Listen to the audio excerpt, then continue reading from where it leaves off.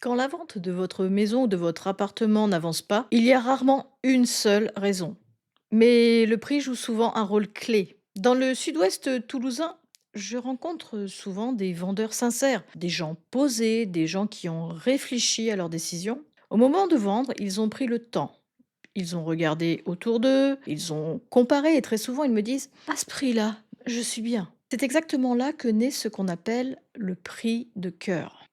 Le prix de cœur, ce n'est pas un prix fantaisiste, ce n'est pas un chiffre lancé au hasard, il se construit sur des choses très concrètes. L'argent investi, le temps passé, l'énergie donnée, parfois toute une histoire de vie. Ce prix devient une forme d'équilibre intérieur. Et souvent, sans s'en rendre compte, on attend que la réalité nous confirme qu'on a eu raison. Or, la réalité ne reconnaît rien. Elle répond ou elle se tait. Au début, tout est normal. La maison est regardée, elle est comparée, et parfois il y a quelques visites, voire pas de visite du tout.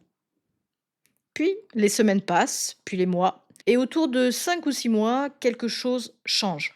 Elle commence à poser question.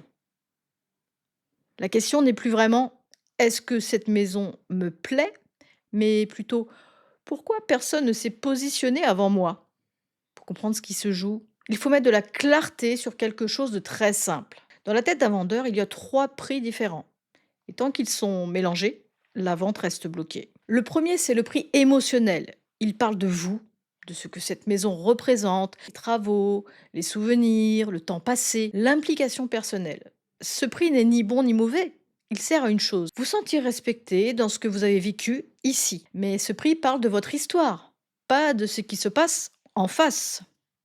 Le deuxième, c'est le prix projectif. C'est celui qui regarde vers demain, ce que vous attendez de la vente, le prochain projet, la suite de votre vie. Ce prix ne parle pas de la maison, il parle de ce que vous voulez rendre possible après. Le troisième, c'est le prix lié à la réalité actuelle. C'est le plus inconfortable parce qu'il est impersonnel. Il ne tient pas compte de votre histoire, il ne tient pas compte de vos projets, il tient compte de ce que les acheteurs sont prêts à engager aujourd'hui, ici, dans ce contexte précis. Le fait d'avoir ces trois prix est normal. Ce qui complique les choses, c'est de les transformer en un seul chiffre. Quand ils sont mélangés, le message devient flou et la réponse se fait attendre. Le prix de cœur, c'est un peu comme entrer une mauvaise adresse dans un GPS. Le GPS fonctionne très bien. Il calcule, il fait son travail, mais comme l'adresse de départ n'est pas la bonne, vous n'arrivez jamais là où vous pensiez aller. Ce qui se passe en face fonctionne exactement pareil. La réponse est toujours cohérente avec l'information qu'on envoie. Quand une maison reste en vente longtemps à un prix de cœur, les comparaisons deviennent plus dures, les visites, quand il y en a, sont plus prudentes, les silences plus fréquents. Et ce doute ne concerne pas la maison, il concerne la cohérence du prix. Je vous pose une question simple. Aujourd'hui, votre prix répond surtout à quoi? À votre histoire? À votre futur? Ou à la situation telle qu'elle est maintenant?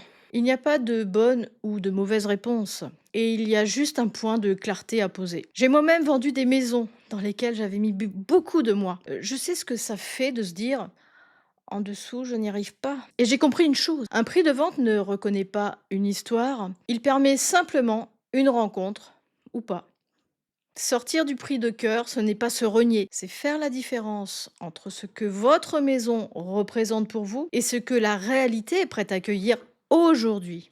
Et très souvent, c'est cette distinction qui débloque une situation. Si cette vidéo vous a aidé à y voir plus clair, vous pouvez vous abonner. Si vous connaissez quelqu'un pour qui cette situation résonne, vous pouvez simplement lui partager cette vidéo. Et si vous ressentez le besoin de poser les choses calmement, je propose un échange de 20 minutes sans engagement pour faire un point sur votre situation.